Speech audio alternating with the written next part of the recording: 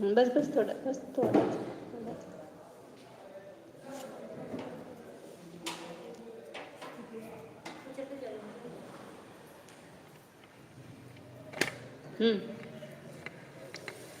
नामकर्म के भेद. नामकर्म के भेद अपन देख रहे थे. मराठी सांगितले. किती सांगितले नामकर्माचे भेद? 93. सांगा ओळीने कुठं झाले तिथपर्यंत सांगा. सारंगावाला.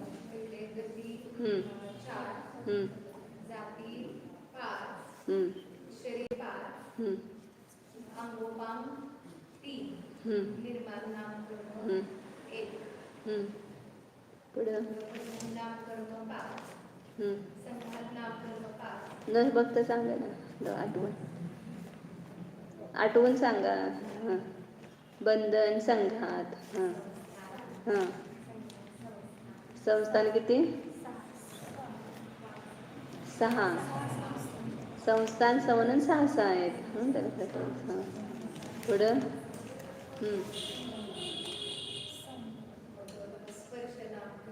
स्पर्श रस गंध वर्ण. स्पर्श 8, रस 5, गंध 2 आणि वर्ण 5. त्याच्यानंतर अणुपूर्वी किती? 4. नंतर अगुर लघु, उपघात, परघात, आतप, उद्योत, उच्छ्वास. सांगा अशा एक पहिल्यापासून.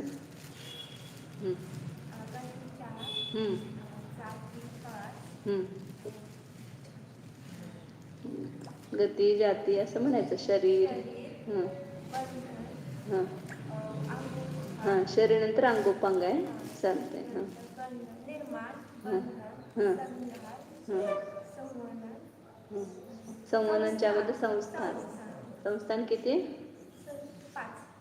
संस्थान 6. बंधन आणि संघात 5-5. संस्थान 6. संवनन. त्यानंतर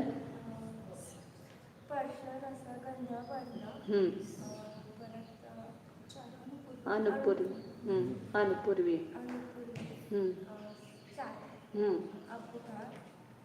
अपघात नाही, उपघात. पहिला अगोदर त्याच्या अगुर लघु. ते ओळीने 5 म्हणायचे. अगुर लघु, उपघात, परघात, आतप, उद्योत आणि उच्छ्वास. 6 येणार ते ओळीनं. बरोबर. अगुर लघु, उपघात, परघात, आतप, उद्योत, उच्छ्वास. इथंपर्यंत झालं आपलं.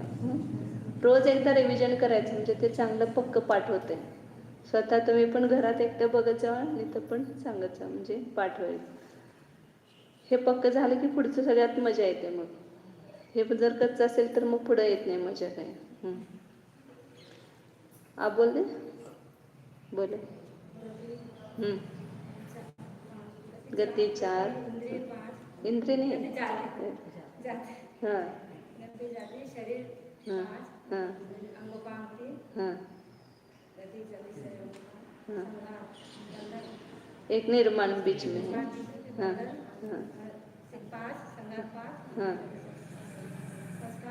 हां हां.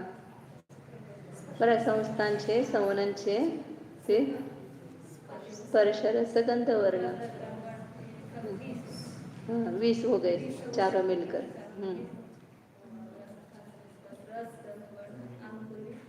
अणुपूर्वी 4.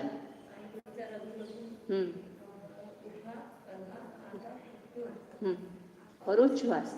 उच्छ्वास. हाँ. कितने हो गए अपने? कल तक कितने हुए थे? 66 हो गए ना. 71 झाले काय? हां. अणुपूर्वी 4 आणि ते 6. बरोबर आहे. 71 झाले. आता राहिलेले किती राहिले? 22. 71 आणि 22 93 होणार ना. ते आता पूर्ण करूया आपण. श्वासोश्वास झालं होतं. त्यानंतर विहायोगती. विहायोगती म्हणजे ज्या कर्माचा उदय असता जीव लोकाकाशात गमन करू शकतो. विहायोगती. विहायचा अर्थ होतो आकाश.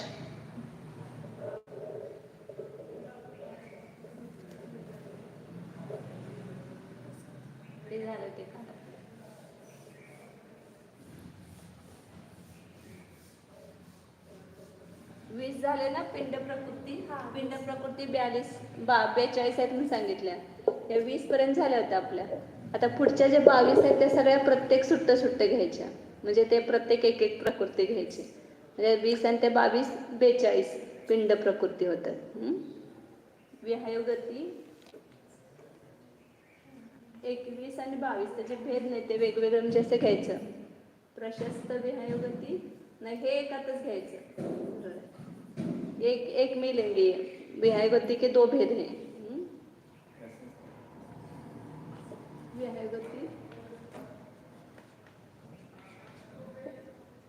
विहायुगती म्हणजे आकाशामध्ये गती. आकाश म्हणजे वर असं नाही, आकाश सगळीकडेच आहे. आता आपण चालतो ते आकाशात चालतो का कुठं चालतो? सगळीकडे आकाशच आहे, खाली वर सगळीकडं.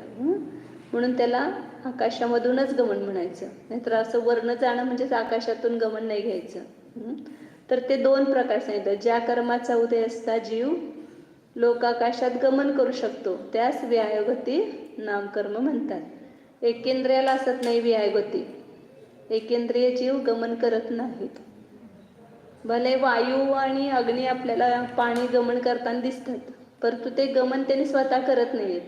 ते आपोआप ढलान असलं की पाणी द्रव असल्यामुळे ते खाली पडते. आणि वायू जे आहे ते वाहन हा त्याचा स्वभावच आहे, म्हणून ते वायू वाहतो, परंतु ते बुद्धिपूर्वक गमन करत नाहीत. म्हणून त्यांना विहायुगती नाही. एकेंद्रियांना द्विंद्रियापासून विहायुगती नामकर्माचा उदय असतो. हा त्यांना पण गमन नाही होत, ते पण स्थावरच आहेत, त्यामुळं गमन करत नाहीत. फक्त 2 पाणी आणि वायू आपल्याला दिसतात गमन करताना, परंतु ते बुद्धिपूर्वक गमन करत नाहीत. आपोआप ते द्रव असल्यामुळे त्यांचं एका ठिकाणून दुसऱ्या ठिकाणी जाणं होतं, म्हणजे असं वाहनं होते. आणि वायूचं ते स्वभावच आहे, म्हणून ते वाहताना दिसतो आपल्याला. तर विहायुगतीचे 2 भेद, प्रशस्त आणि अप्रशस्त.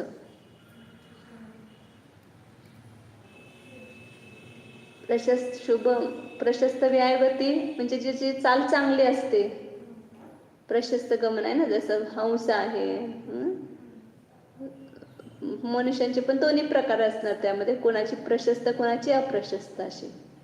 ज्यांची चांगली चाल असते हंसासारखी ते प्रशस्त विहायुगती, आणि उंटासारखं इकडे तिकडे टांग टाकून गमन करते ते अप्रशस्त विहायुगती.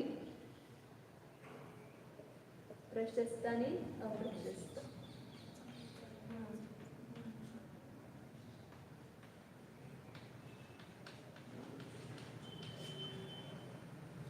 पुढं अशुभाशुभ पण म्हणतात, चालते. तर जास्त प्रशस्त आणि अप्रशस्त असा शब्द येतोय. प्रशस्त विहायुगती आणि अप्रशस्त विहायुगती. पुढं आता हितलंच घेऊया आपण. आता शरीर नामकर्म हे सगळे आता परस्पर विरोधी आहेत. 2 आहेत जोडी, परंतु बरोबर विरोधी आहेत. प्रत्येक शरीर नामकर्म त्याच्या उलट साधारण. मी पुढंच लिहिते, म्हणजे ते वेगळे घ्यायचे, परंतु सुट्टे. प्रत्येक शरीर नामकर्म आणि 23 येणार त्याच्या उलट साधारण शरीर नाम. प्रत्येक शरीर नामकर्म कशाला म्हणायचं? ज्या कर्माचा उदय असता एका जीवाचं एकच शरीर प्राप्त होतंय. म्हणजे प्रत्येक शरीराचा स्वामी एक जीव असतोय, त्याला म्हणतात प्रत्येक शरीर. आणि एका शरीराचे स्वामी अनेक जीव असतात तिथं, म्हणजे अनेक जीवांचे म्हणून एकच शरीर असते. आपल्या आधारानं अनेक जीव आहेत ते वेगळी गोष्ट, परंतु प्रत्येकाचं शरीर त्यांचं स्वतंत्र आहे ना, तर ते सगळे प्रत्येक जीव आहेत. परंतु जिथं अनंत जीवांचं शरीर एकच असते, जे निगोदी जीव आहेत, एक निगोद शरीर मध्ये किती जीव असतात? अनंत जीव असतात. सिद्ध राशीपेक्षा सुद्धा अनंतपट एवढे अनंत जीव त्या एका निगोद शरीरामध्ये असतात. मग त्यांना साधारण शरीर नामकर्माचा उदय आहे. फक्त साधारण शरीर नामकर्माचा उदय साधारण वनस्पती जीवांनाच आहे, बाकी कुणालाच नाही. बाकी सगळे पृथ्वी, पाणी, अग्नी, वायू, द्विंद्रिय, त्रिंद्रिय, चतुरेंद्रिय, पंचेंद्रिय, देव नाम सगळ्यांना प्रत्येक शरीर नामकर्माचाच उदय आहे. फक्त साधारण शरीर नामकर्माचा उदय कुणाला आहे? कुणाला सांगितलं? साधारण वनस्पती. वनस्पतीचे दोन भेद आहेत की नाही, प्रत्येक वनस्पती आणि साधारण वनस्पती. त्या साधारण वनस्पती जीवांनाच ह्या साधारण शरीराचा उदय असतो.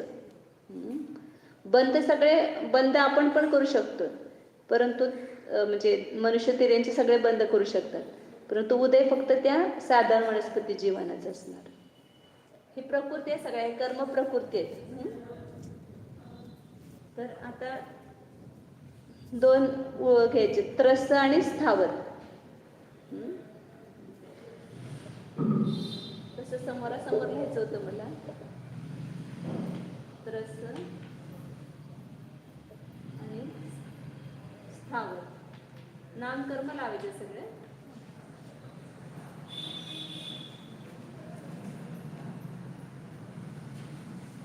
त्रस नामकर्माचा उदय असेल तर कुठं जन्म होतो? द्विंद्रियादिकामध्ये उत्पन्न होतो.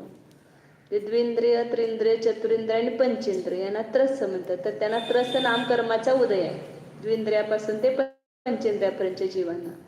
म्हणून ज्या कर्माचा उदय असता जीव द्विंद्रियादिकामध्ये उत्पन्न होतो त्यास काय म्हणायचं? त्रस नामकर्म. त्रस जीव वेगळे आणि त्रस नामकर्म हे कर्माचे भेद आहेत सगळं. त्या कर्माच्या उदयानं त्या त्रसामध्ये उत्पन्न होतो. हे साधारण शरीर, ते जीवाचं शरीर साधारण शरीर आहे, परंतु त्याला साधारण शरीर नामकर्म आहे, हे त्याचा उदय असतो त्याला. त्यामुळे त्याचं शरीर साधारण शरीर आहे. आणि ज्या कर्माचा उदय असता एकेंद्रियामध्ये जन्म होतो तो स्थावर नामकर्म.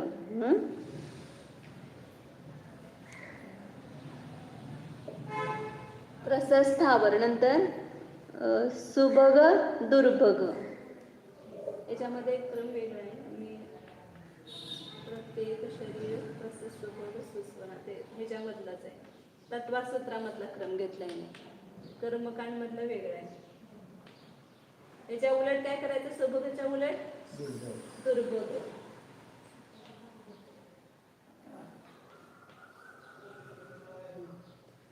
सुभग नाम कर्म कशाच म्हणायचं? ज्या कर्माचा उदय असता दुसरे जीव म्हणजे सौभाग्य प्राप्त होते, त्याला सगळं आवडता होतो तो सगळ्यांचा. सगळे जीव ते म्हणजे त्याच्यावर प्रीती करतात. एक एक व्यक्ती बघा सगळ्यांना म्हणजे हवाहवसं वाटतं, जे सगळ्यांना आवडतं होतं. आणि एक एक असं असतं की दिसायला पण चांगलं असलं तरी सुद्धा त्यांच्यावर कोण सारखं तिरस्काराला प्राप्त होतं, म्हणजे प्रीती करत नाहीत कोण. ते दुर्भग नामकर्म.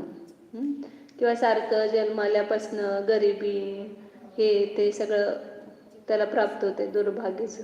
लवकर विधवा होणं, हे होणं सगळं म्हणजे असे हे दुर्भाग्याचं लक्षण आहे सगळं. दुर्भग. सुभग म्हणजे दुसऱ्यांना आवडता होतो आणि दुर्भग म्हणजे कोण त्याच्यावर प्रीती करत नाही. तेच की ते पूर्वीच बांधलेलं ना, हे सुभग नामकर्म पूर्वीच्या भवात बांधलेलं आणि त्याचा उदय आला आता की मग तो सगळ्यांचा आवडता होतोय. पूर्वी या दुर्भग नामकर्म बांधला असेल सारखं दुसऱ्यांची निंदा करून, टीका करून, हे करून, असे जे ते बांधायचे परिणाम वेगळे. आणि ह्याचा उदय आला तर काय होते ते फळ सांगितलं की प्रीती उत्पन्न होते. आणि दुर्भग नामकर्माचा उदय असेल तर सगळे अप्रेमी, प्रीती करत नाहीत, द्वेषाला पात्र होतो सगळ्यांच्या. दुर्भग नामकर्म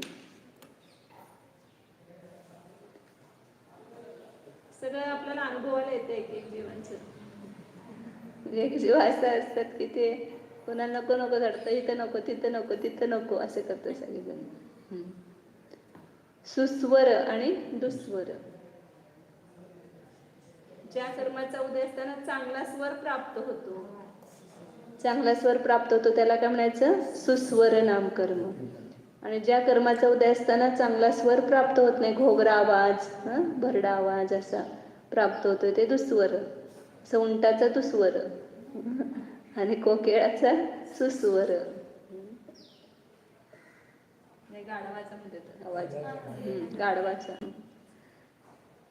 उंटांच्या विवाहामध्ये गाढवं जातात ते उंट त्यांची स्तुती करतात, गाढव त्यांची स्तुती करतात उंटाची. अहो रूप, उंट म्हणतात अहो ध्वनी. उष्ट्राणाम विवाहेषु उच्चे गायंती गर्दभा. उंटांच्या विवाहामध्ये गाढवं उच्च स्वरामध्ये गातात. काय गातात? अहो रूप, ते म्हणतात महोध्वनी. अहोध्वनी. सुस्वर आणि दुस्वर.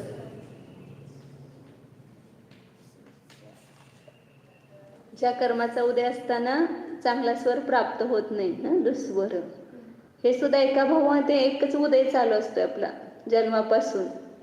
आवाज प्रत्येकाचा बघतो जन्मापासून सारखाच असतोय तो सुस्वर आणि दुस्वर. शुभ, हाँ ऐसा लगता है थोड़ा, सुबह दुर्भग और यश यश और ये बदल सकता है, लेकिन विहायुगति स्वर ये 13वें गुणस्थान तक अप्रशस्त विहायुगति का उदय बताया. अब वो जीव इतना विशुद्ध परिणाम वाला है, फिर भी उसको अप्रशस्त विहायुगति का उदय, मतलब उस भाव में उसका जो उदय है वो वैसा ही चलेगा. और उसका जो स्वर है वो भी बदलता है. 13वें गुणस्थान तक भी उसको दुस्वर नाम कर्म का उदय है. हाँ, संस्थान भी वही रहता है, सवर्णन भी वही रहता है. हाँ, ऐसा लगता है सुबह दुर्भग यश यश और कौन सा एक है वो बदलता है. क्रियाओं के कारण बदल जाता है ना. जैसे मालूम कोई पसंद नहीं करता था. हाँ हाँ पूरा विश्व को पूजा करता. हाँ, वो तो है ना. 4थे गुणस्थान तक ही यश कीर्ति का उदय है, ऐश कीर्ति का उदय है. 5वें गुणस्थान से ऐश कीर्ति का उदय है ही नहीं, मतलब उसको कोई बुरा नहीं कहेंगे. हाँ, आगे शुभ अशुभ. शुभ नाम कर्म, जिस कर्म का उदय होने पर सुंदर अवयव प्राप्त होते हैं. शुभ, ये ध्यान में रखेंगे तो फिर वो जीव पर उदय है कि शरीर पर है, ये भी समझ में आएगा उसको. ये शरीर है तो शरीर पर उसका उदय हो गया ना. त्रस्त स्थावर जीव है, वो द्विंद्रिय में पैदा होता है, एक केंद्र में पैदा होता है, तो इसलिए जीव विपाकी आएगा वो. वापिस अपन सब करेंगे उस समय. सुबह दुर्भग, ये भी जीव के साथ संबंध हो गया, इसलिए जीव पर उदय आया. सुस्वर दुस्वर भी जीव के साथ ही संबंध हुआ, शरीर के साथ नहीं हुआ. अब आगे शुभ अशुभ, सुंदर अवयव प्राप्त होना आणि नहीं होना, तो ये शरीर के साथ संबंध हुआ ना.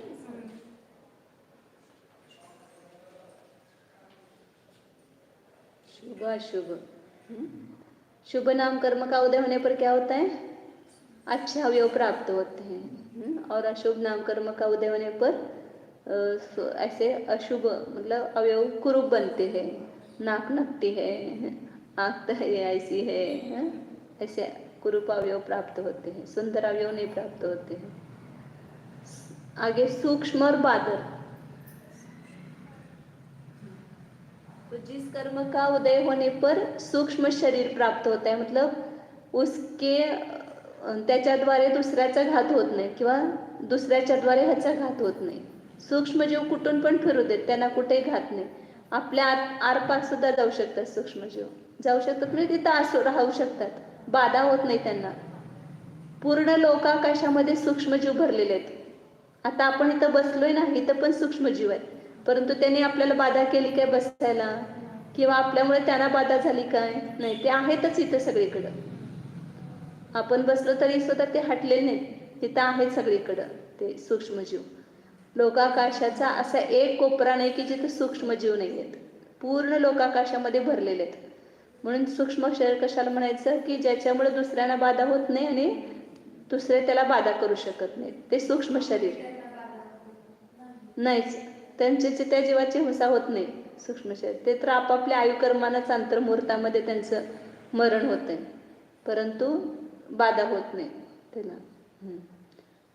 तर ज्या कर्माचा उदय असता सूक्ष्म शरीर प्राप्त होते, त्यास काय म्हणतात? सूक्ष्म शरीर नाम कर्म. आणि सूक्ष्मच्या उलट तर पहिलं खरं वास्तविक तर बादल घ्यायला पाहिजे, म्हणजे ते सगळं एक सारखं.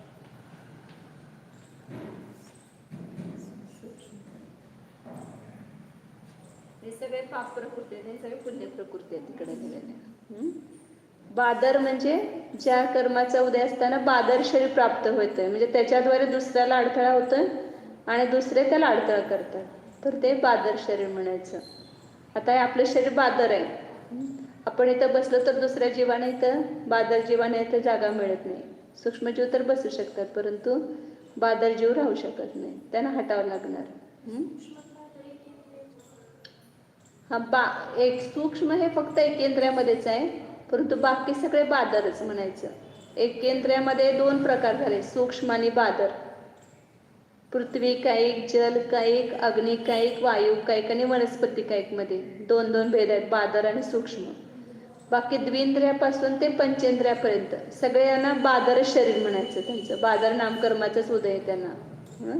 फक्त एकेंद्रियामध्ये 2 प्रकार आहेत, काही सूक्ष्म नामकर्माचा उदय सूक्ष्म जीव आहेत आणि काही बादर जीव आहेत. बादर जीवांना बादर नामकर्माचा उदय, सूक्ष्म जीवांना सूक्ष्म नामकर्माचा उदय आहे. मग तेच पृथ्वी, पाणी, अग्निवायू ह्या सगळ्या पूर्ण लोकामध्ये सूक्ष्म भरलेल्या आहेत. बादर जीव कुठं कुठंच असतात, आधारानं असतात. जिथं पृथ्वी आहे तिथं बादर पृथ्वी काही जीव असणार, विमानं आहेत, पृथ्वी आहे त्याच्या आधारानं पृथ्वी काही बादर पृथ्वी काही जीव राहणार, वातवलय आहे त्याच्या आधारानं ते बादर वायू काही जीव राहणार. परंतु सूक्ष्म जीव त्यांना आधाराची गरज नसते, ते पूर्ण लोकामध्ये कुठं पण राहू शकतात.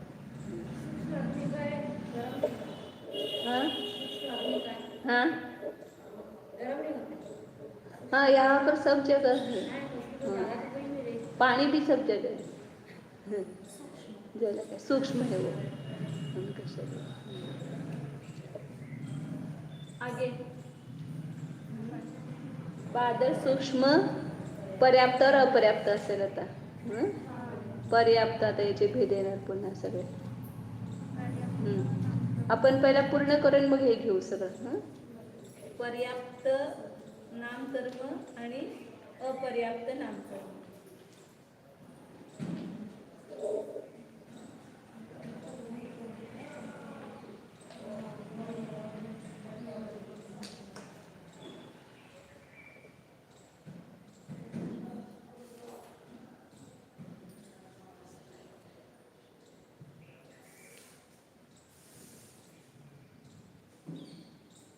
बादर सूक्ष्म, पर्याप्त अपर्याप्त.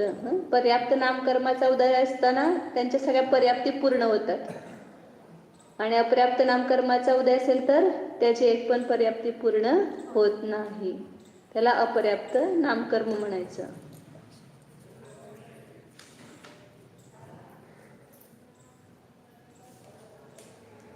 अजून आता 7 राहिलेत आपले, 42 आहेत ना पिंड प्रकृती. ते पर्याप्ती अपर्याप्तीचं आता होणार नाही पूर्ण सगळं. काय करूया? नाही त्यांचं नाही आपल्याला, म्हणजे ह्याचे आता मध्ये पुष्कळ प्रश्न आहेत ना हे पर्याप्तीचे.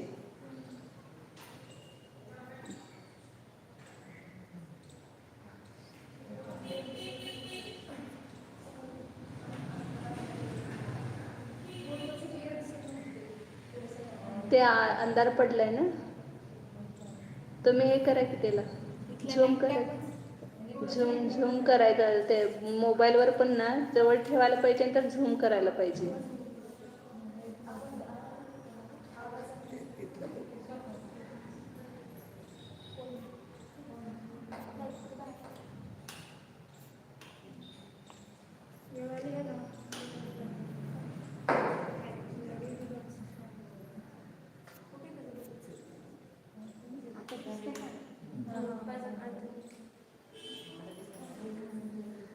आणि ते कसं असते, फळ्यावरचं दिसायला झूम करत होते ते पूर्वी आमचे हे करत होते.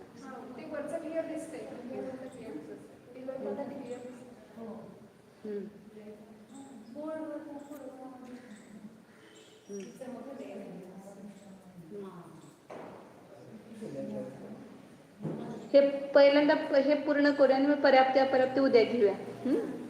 प्रकृती पूर्ण करूया, त्याच्यानंतर वर लिहिते परत.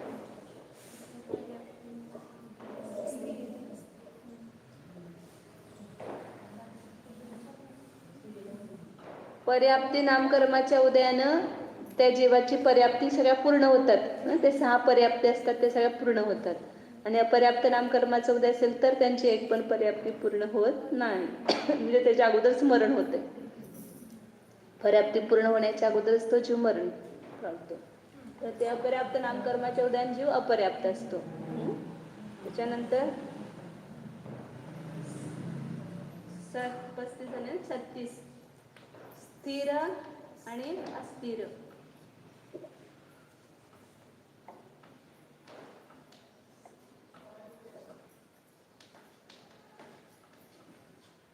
स्थिर नामकर्माचा उदय असताना शरीराचे जे धातू उपधातू असतात ते सगळे स्थिर असतात. म्हणजे ज्या अवस्थेत असतील त्याच अवस्थेत काही काळपर्यंत राहतात. म्हणजे आता रक्त आहे तर ते 2 दिवसपर्यंत रक्त राहिलं तर त्याचा स्थिर नामकर्माचा उदय समजायचं. मांस रूपान राहिलं. 7 धातूमध्ये परिवर्तन होत असते. आपण जे खाल्लेलं अन्न आहे त्याचं पूर्ण 7 धातू व्हायला 1 महिना लागतो. एक धातूमध्ये ते 3 दिवस, 7 चोक 28, 4 दिवस आणि काही तास आहे त्याचे एक धातूमध्ये राहण्याचे. तर ते त्याच अवस्थेत राहिलं त्याला स्थिर नामकर्माचा उदय म्हणायचं. आणि ज्याला एकातून दुसऱ्यामध्ये परिवर्तित होतात तर त्याला अस्थिर नामकर्माचा उदय म्हणायचा.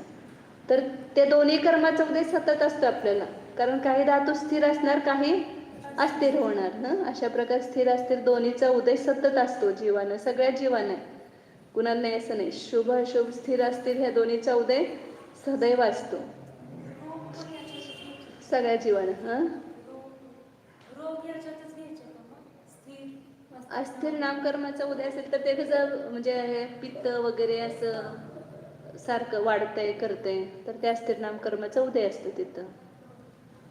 आणि त्या रोगाला पण आणखी दुसरे कारण असे असाता कर्माचा उदय वगैरे आहे. ज्या कर्माचा उदय असतं शरीरातील धातू व उपधातू आपापल्या जागी स्थिर राहतात. आपापल्या जागी स्थिर राहतात म्हणजे त्याच अवस्थेमध्ये राहतात.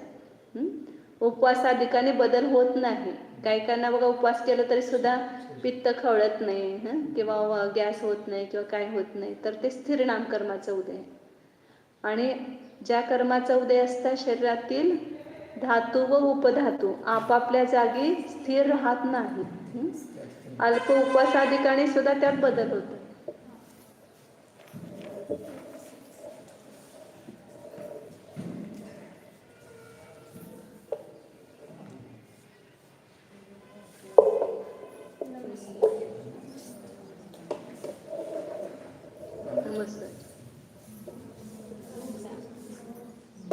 थोडा उपवास वगैरे केला तरी लगेच पित्त वाढतंय, गॅसेस व्हायला लागतात, असं काहीतरी कफ होतोय, असं ते थोड्या अल्प उपवासाधिकाने सुद्धा होते. ते अस्थिर नामकर्माचा उदय समजायचं. तसं सांगितलं की दोन्हीचा उदय सतत चालू असतो, पण थोडा अनुभाग कमी जास्त त्याचा उदय होत असतो, त्यामुळे ते दिसते आपल्याला. परंतु वास्तविक स्थिर अस्थिर ह्या दोन्ही कर्माचा उदय सगळ्याच जीवांना आहे, कुणाला नाही असं नाही.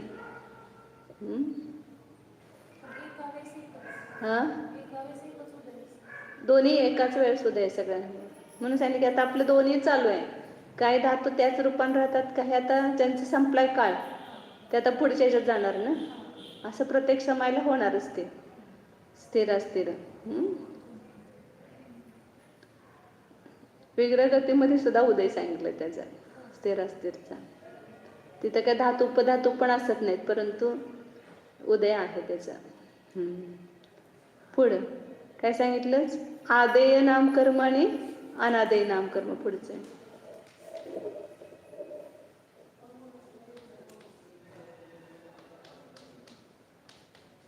आदेय आणि अनादेय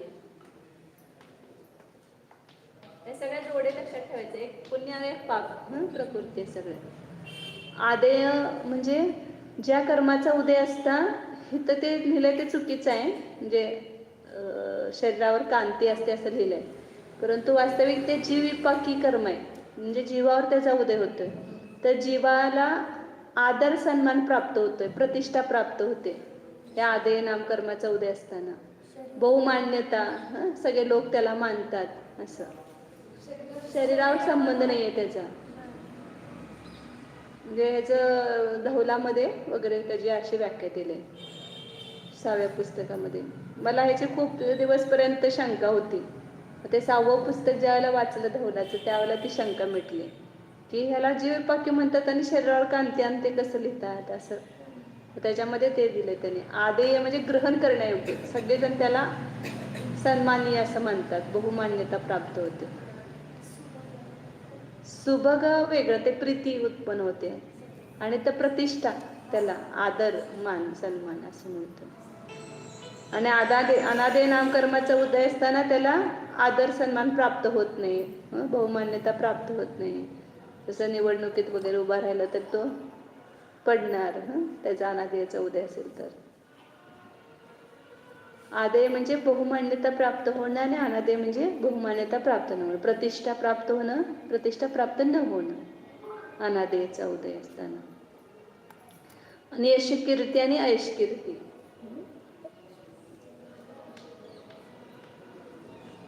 यश कीर्ती त्याच्या उलट ऐश कीर्ती.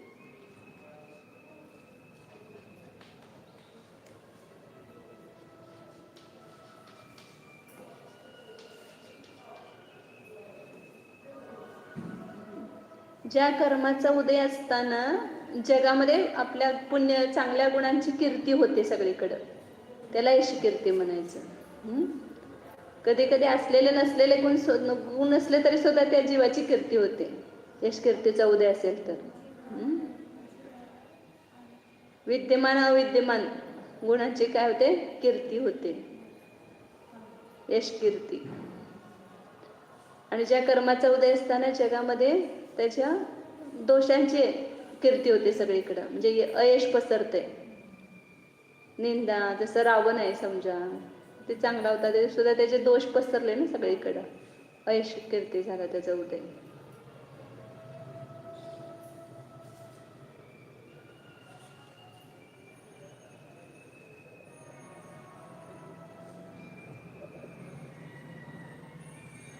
तर ज्या कर्माचा उदय असतात जीवाची जगात पापरूप अवगुणांची अपकीर्ती होते, त्यास अयश कीर्ती म्हणतात.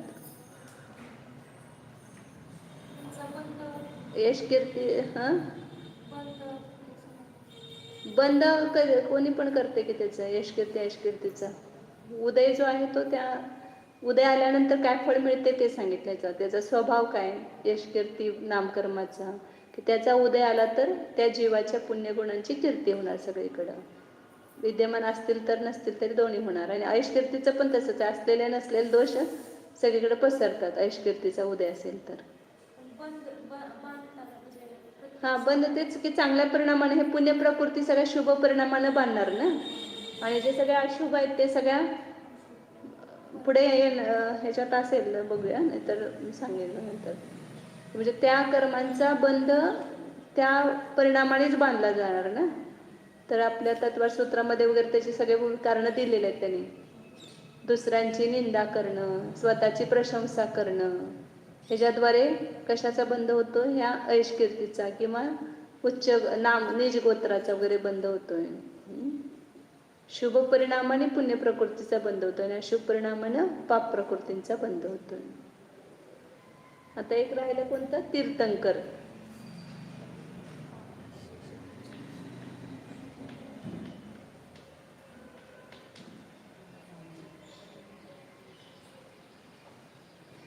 ज्या कर्माचा उदय असताना तो तीर्थंकर पदाला प्राप्त होतो, पंचकल्याणिकला प्राप्त होतो, त्यास तीर्थंकर नामकर्म म्हणतात. ही सातिशय पुण्य, सगळ्यात पुण्य प्रकृती कुठली असेल तर तीर्थंकर. सगळ्या 148 प्रकृतीमध्ये किंवा ज्या पुण्य प्रकृती सांगितल्या त्याच्यामध्ये सगळ्यात सातिशय पुण्य प्रकृती हे तीर्थंकर आहे.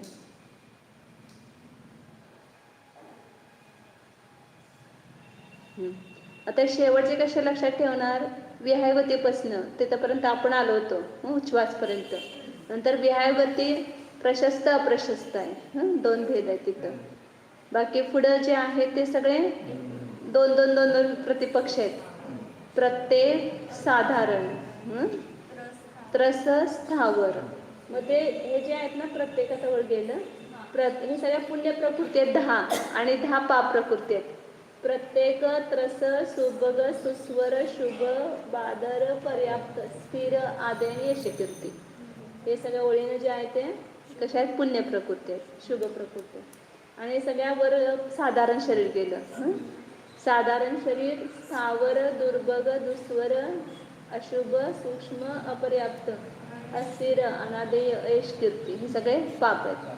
त्याबरोबर एक एक घेतलं की त्याच्या उलट लगेच येते आपल्याला.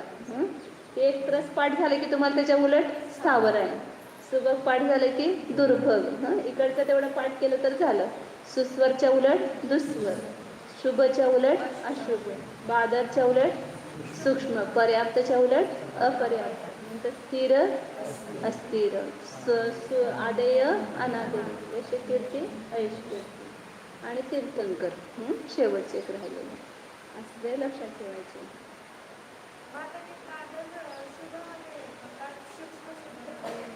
सूक्ष्म पाप प्रकृती आहे आणि बादर पुण्य प्रकृती.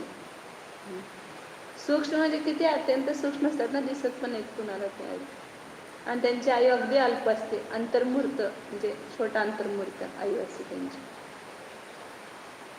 आता बादर पृथ्वी काही जीव 22,000 वर्षाचं आयुष्य असते, परंतु सूक्ष्म जर असतील तर ते अंतर्मूर्तातच मरतात.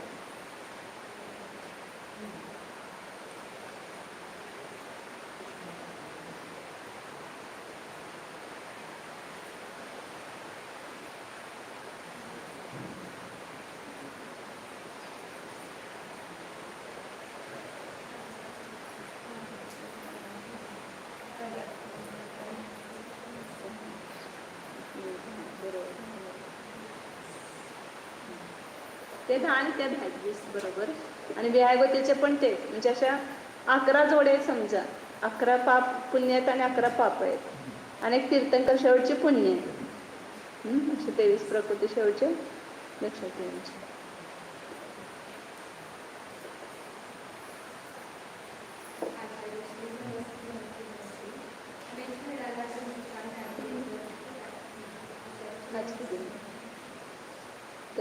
कल तो होगा ही नाही क्लास. उद्या क्लास होणारच नाही, कारण कार्यक्रम आणि सगळं तुमचं काय ते कुंभ काय आहे ना.